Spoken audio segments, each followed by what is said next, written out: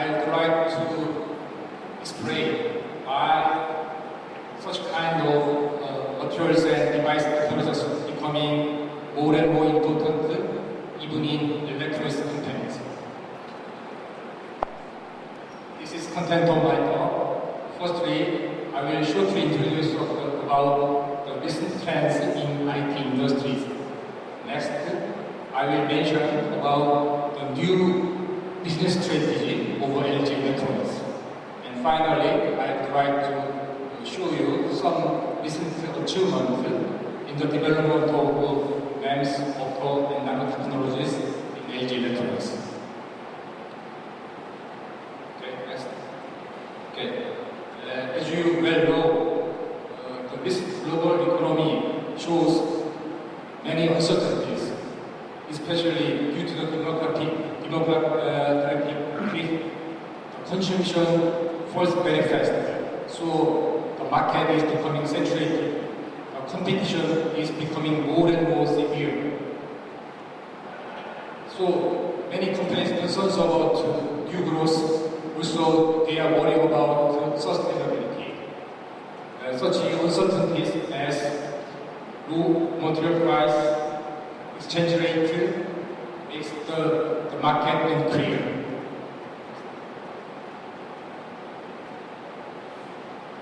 So even among the world leading top companies, there has been very dynamic changes.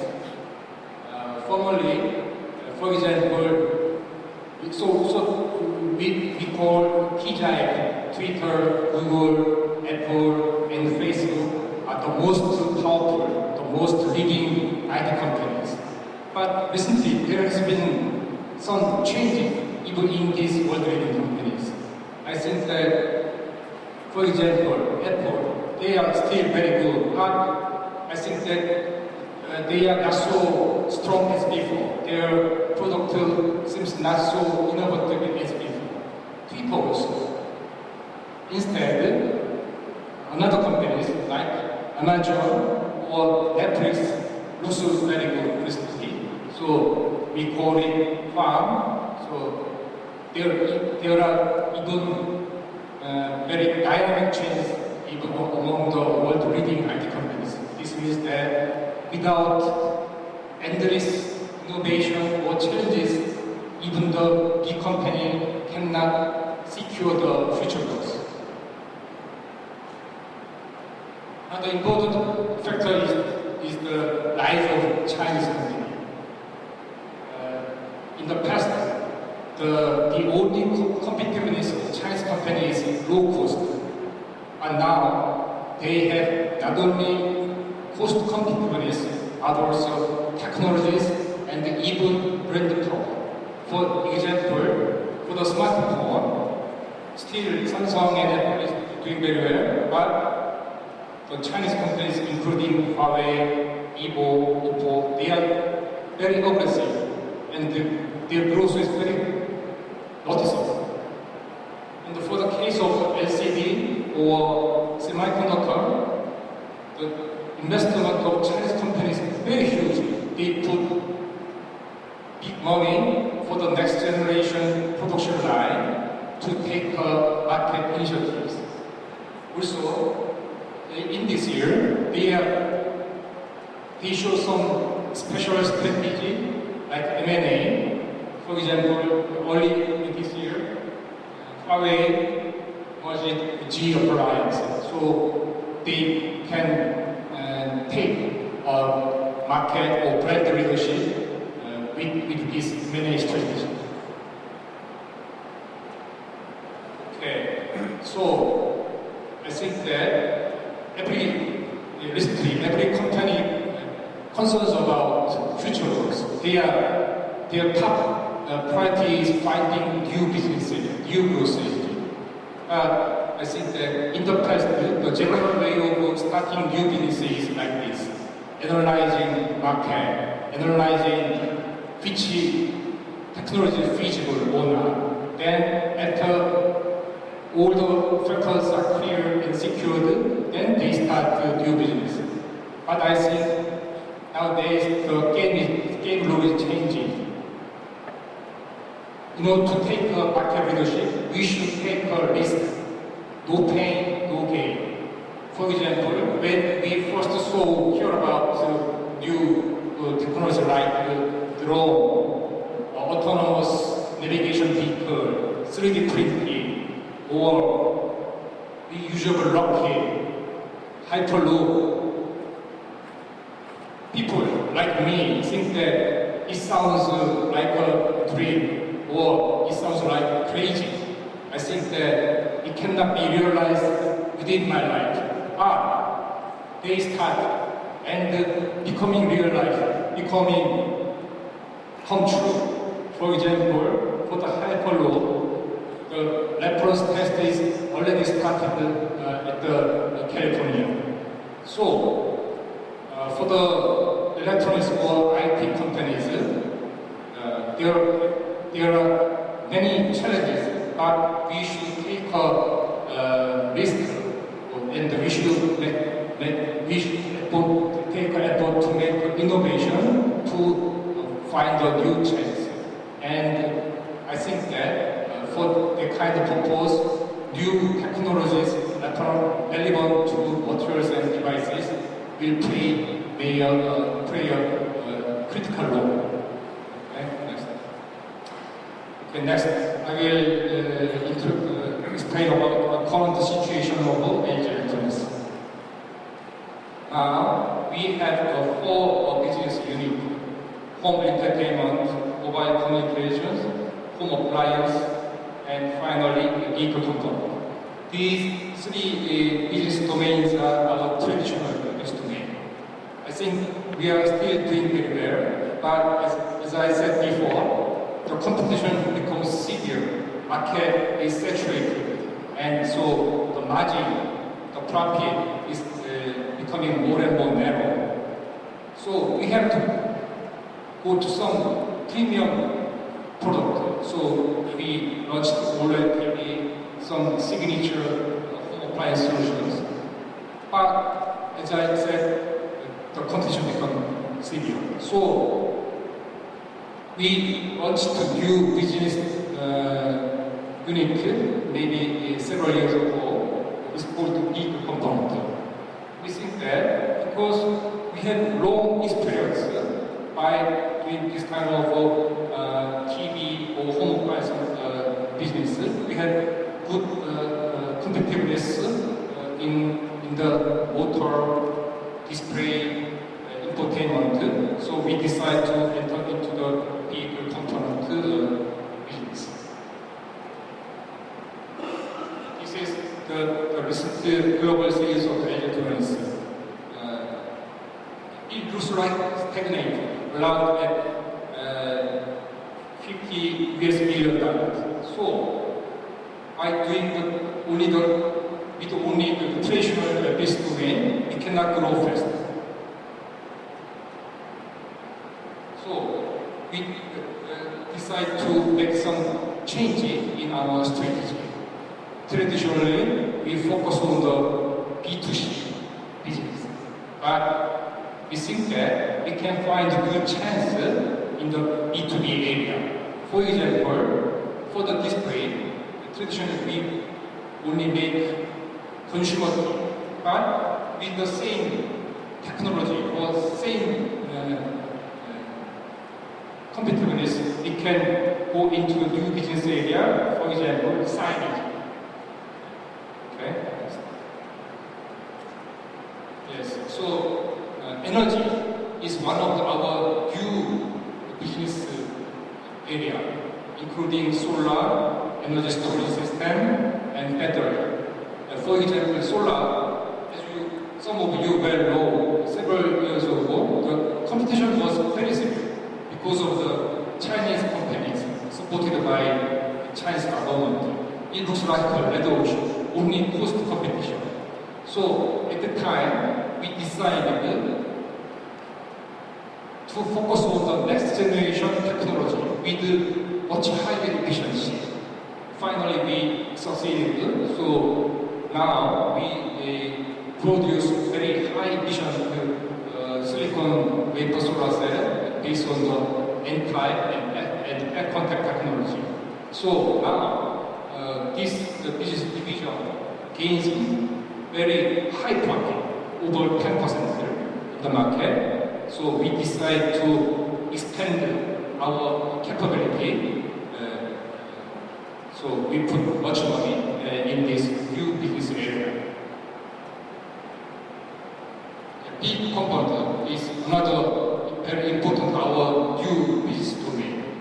As I said, we have already many experience and technology for the motor, battery, display, HVAC, and car infotainment. So for the past several years, we have made some strategic partnership with global car companies, including GM, Volkswagen, Fiat, and Mercedes. So we believe that we can make a very competitive product leadership in this area. For example, for the solar, we can make a solar rooftop for the electric vehicle. Okay, now I would like to show some of our recent development relevant to the MEMS technology. Firstly, I would like to introduce about my institute. Our institute is one of the oldest research institutes in Asia. Our lab was established in 1987. We have a big fab facility. So, based on our semiconductor design and process technology, together with optics and nanomaterial technology, we have achieved a series of Korea's first technology. For example, we developed Korea's first TFT LCD, and we transported this technology to LED display. And in year 1996, we developed Korea's first blue LED, and we transported this technology to H-Tech to make a mass production. 1998, we developed Korea's first full-color 4-inch OLED, and this is the base of the current OLED TV by LED display. Also, we developed Korea's first MEMS in 1998, and also some new solar technology in our lab.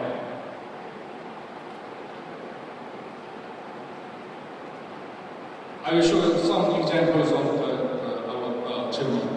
For the MEMS, we made some R&D infra during early and mid-90s, and we launched some sensors based on the MEMS technology. For example, we applied the IR sensor to the air conditioner, microwave auto cooking sensor, alcohol sensor for the special mobile phone, and the humidity sensor for the washing machine. Also, we expanded our application to the display, like laser scanning. Also, we applied MEMS technology for the wave fiber package for the LED lights. So, with this kind of MEMS scanner, we make a very special laser TV. It makes a very large screen with high image. With the help of our optic design technology, we make this kind of large screen at very short distance.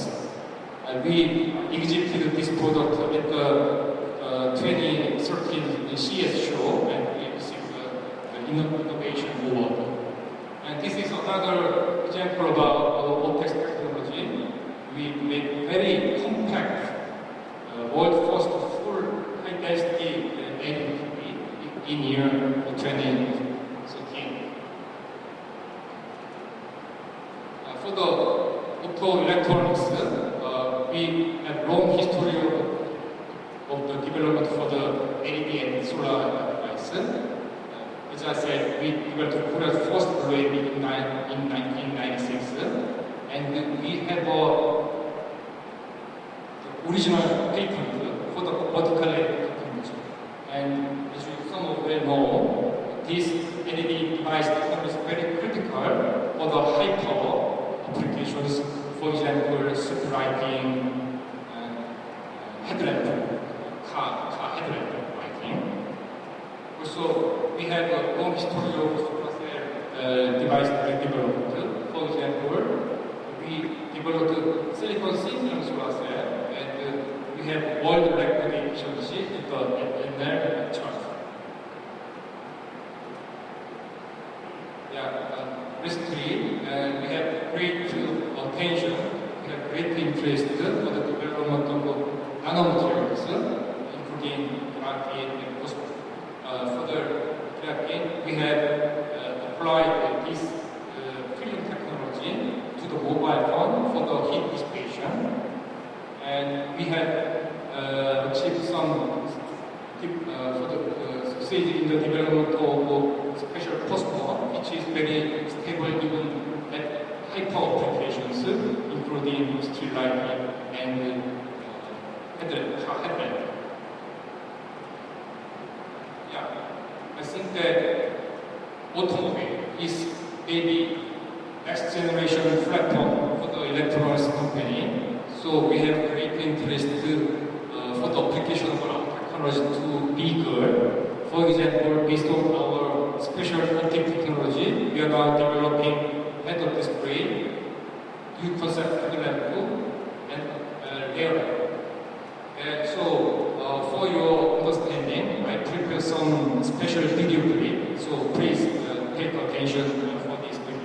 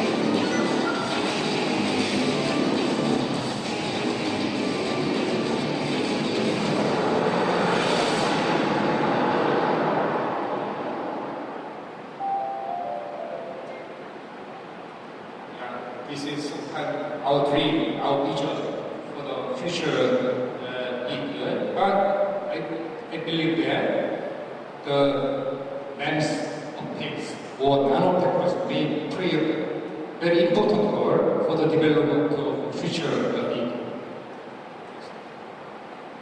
Another good example is we apply the MEMS schema technology to the B2B area.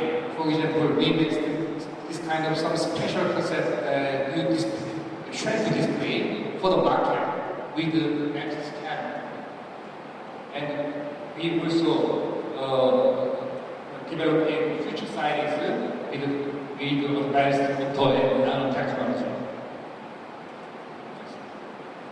Okay, and for the energy environment, we are now doing for the next generation, preparing for the next generation technology.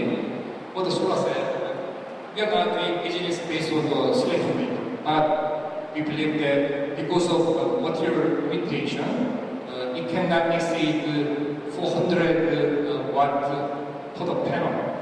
So, in order to exceed 400 watt, we believe that we should change the material. So, we think that the wide band gap material gallium arsenide will be a good candidate. So, now we are developing solar cell based on gallium arsenide technology. And last year, we have achieved the world record efficiency at the NL chart. And the environment is another very important way for the in electronics. As you feel, there is a fine dust cloud. So we are now developing some new concept air purifier with a special nanomaterial. So today I shortly show you some of our recent R&D activities for the advanced opto and nanotechnology.